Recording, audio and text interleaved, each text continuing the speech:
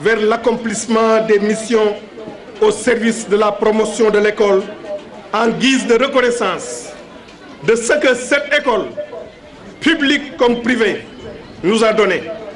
Notre époque, marquée par l'obsession de la réussite individuelle, voire égoïste, a besoin d'engagement, certes individuel, mais surtout collectif, pour le bien commun. Et l'école est le bien le plus commun qu'une société et ses membres peuvent partager. C'est en se ressouvenir pour un élan de générosité, d'engagement citoyen, de mobilisation, de participation autour de l'amélioration des performances scolaires que nous convie le président de la République, que nous invite le thème de la 17e édition de la Semaine nationale de l'école de base, Retour au royaume d'école. La communauté se souvient et se mobilise.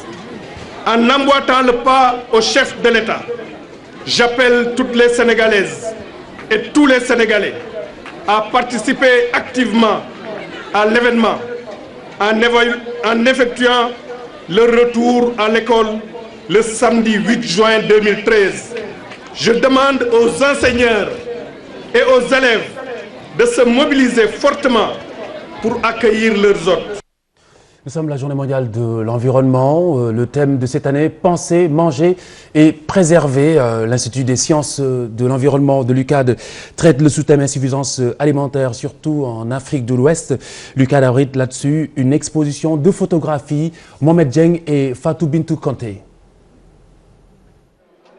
Afin de marquer la journée mondiale de l'environnement, l'ISE, l'Institut des sciences de l'environnement de l'Université Cheikh Anta Diop de Dakar, a organisé une exposition sur l'impact environnemental des changements climatiques et la sécurité alimentaire. Cette exposition vient soutenir, n'est-ce pas, ce thème que nous avons choisi, dont je venais de décliner tout à l'heure, parce qu'aujourd'hui, il vient à point nommé avec une situation de carence, donc de la faim dans le monde. Et cette exposition-là illustre normalement la potentialité des ressources qu'il y a dans ce pays et comment corréler cette potentialité à la satisfaction, n'est-ce pas, des besoins croissants de la population. Dans les pays en développement, la sécurité alimentaire est devenue fondamentale. Le manque d'accès à une alimentation suffisante et de qualité est un des plus grands obstacles pour leur développement. Un thème que comptent discuter ces chercheurs de l'Université Cheikh Anta Diop. Le thème choisi cette année, c'est penser, manger et préserver. Et qui veut dire quoi en quelque sorte? Penser, ça veut dire qu'il nous faut anticiper sur un certain nombre de problèmes. Manger, naturellement, c'est l'autosuffisance alimentaire. Préserver, c'est de penser aussi à l'avenir, aux générations futures. Donc le thème tourne autour de la problématique de la sécurité alimentaire.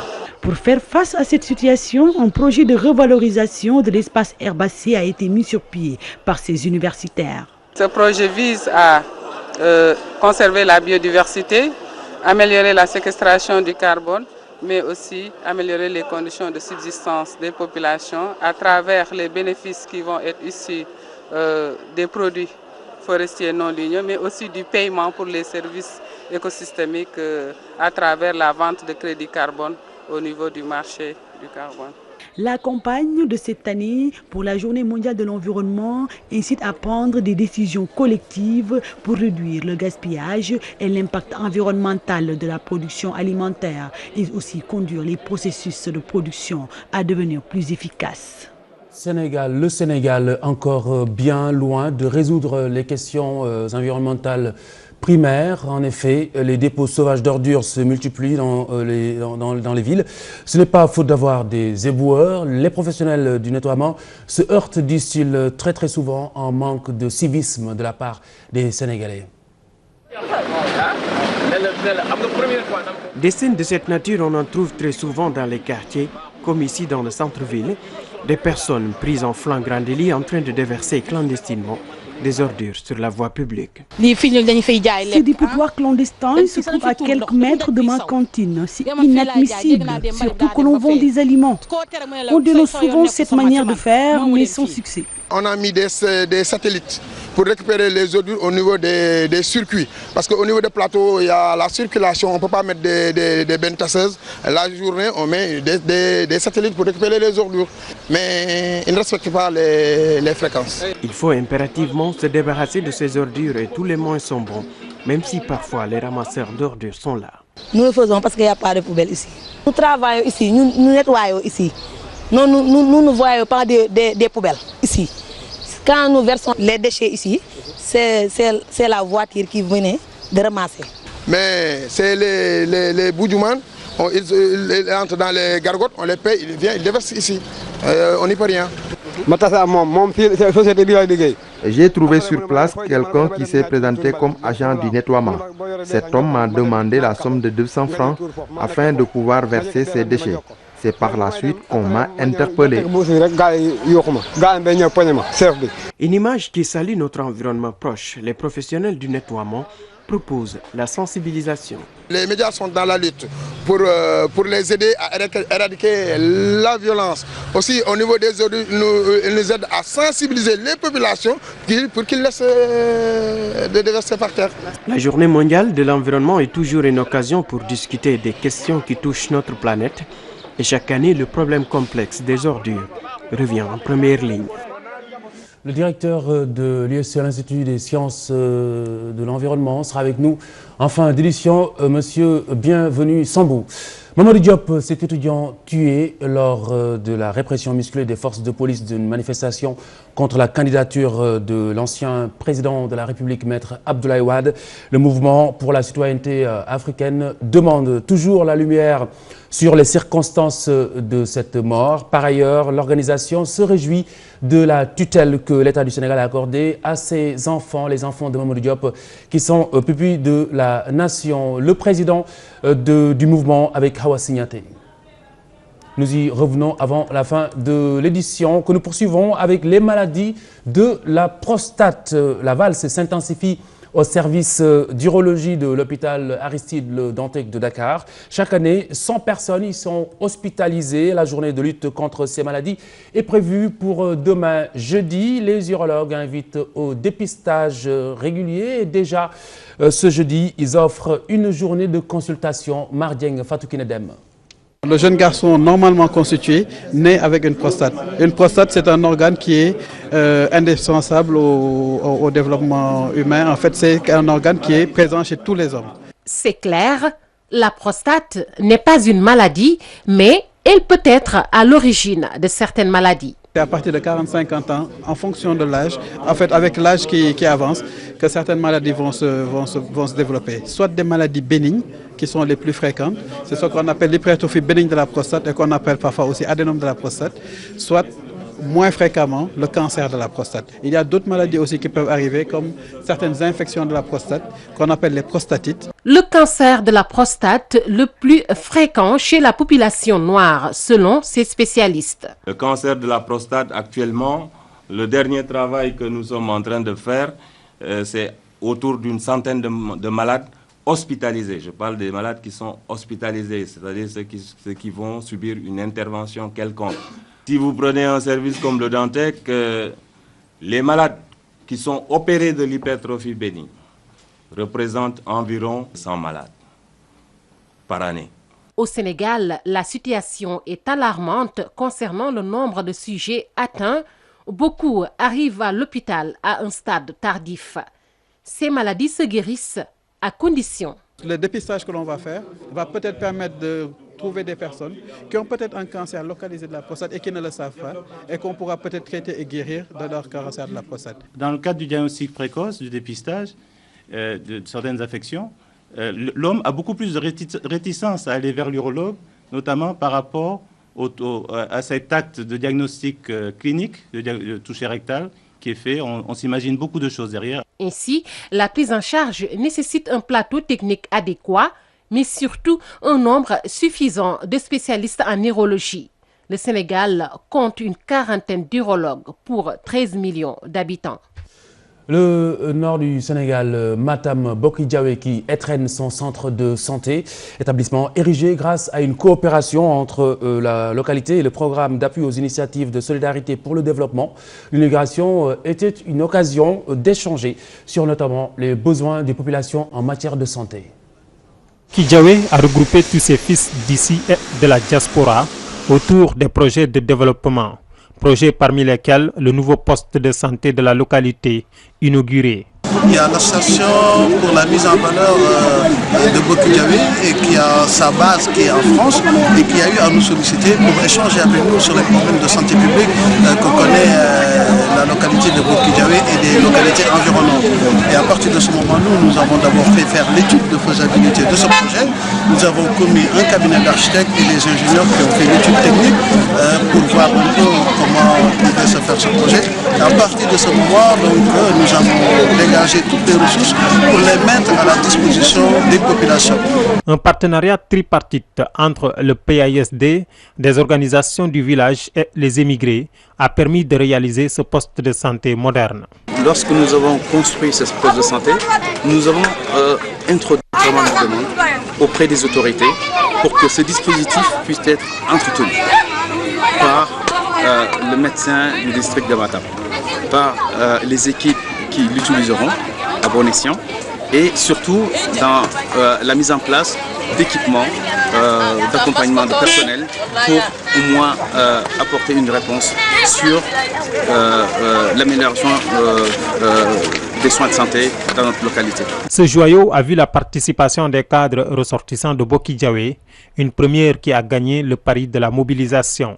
On s'est constitué en atelier, donc 3 dans la journée du dimanche et 3 dans l'après-midi, constitué en fait de l'atelier santé, éducation, assainissement, agriculture, tout ce qui tourne autour du développement.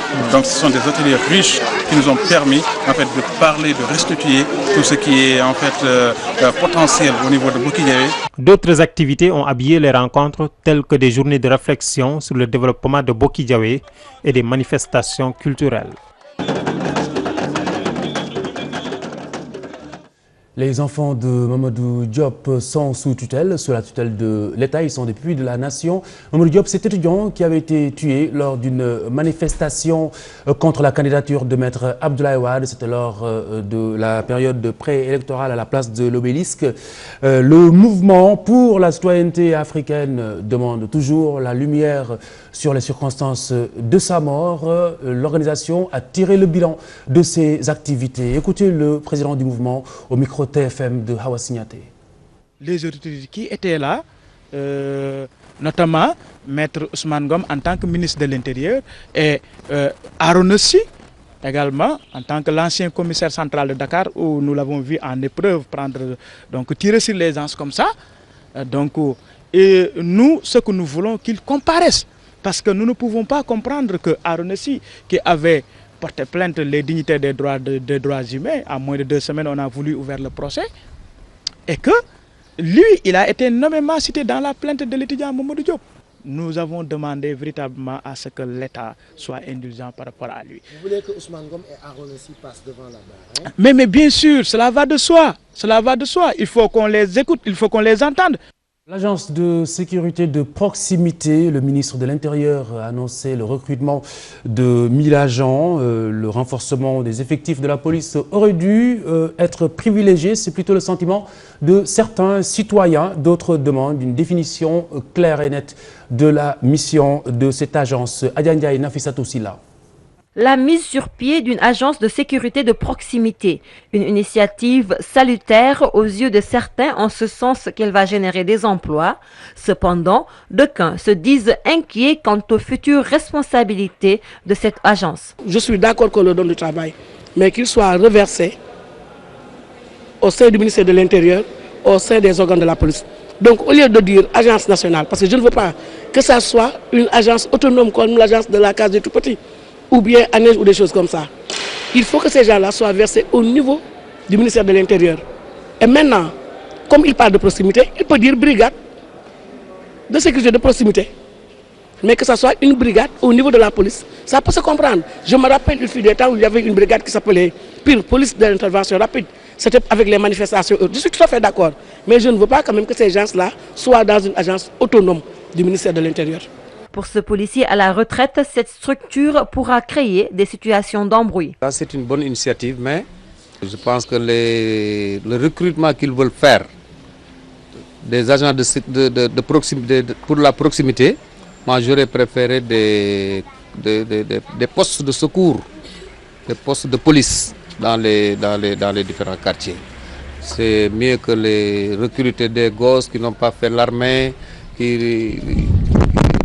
ça risque de créer des frustrations au sein même de la police. Selon lui, il s'agit avant tout de renforcer les capacités humaines et matérielles de la police nationale. Je pense que renforcer le matériel de la police vaut mieux même que de recruter des civils pour les mettre au sein de la police. Moi, je ne pense pas que ce sera la meilleure solution. Il faut recruter des policiers bien formés, des jeunes qui ont fait déjà l'armée. Les premiers recrutements pour cette agence sont prévus pour juillet prochain. Le général Patesek a cependant rassuré, il ne s'agira point d'une milice.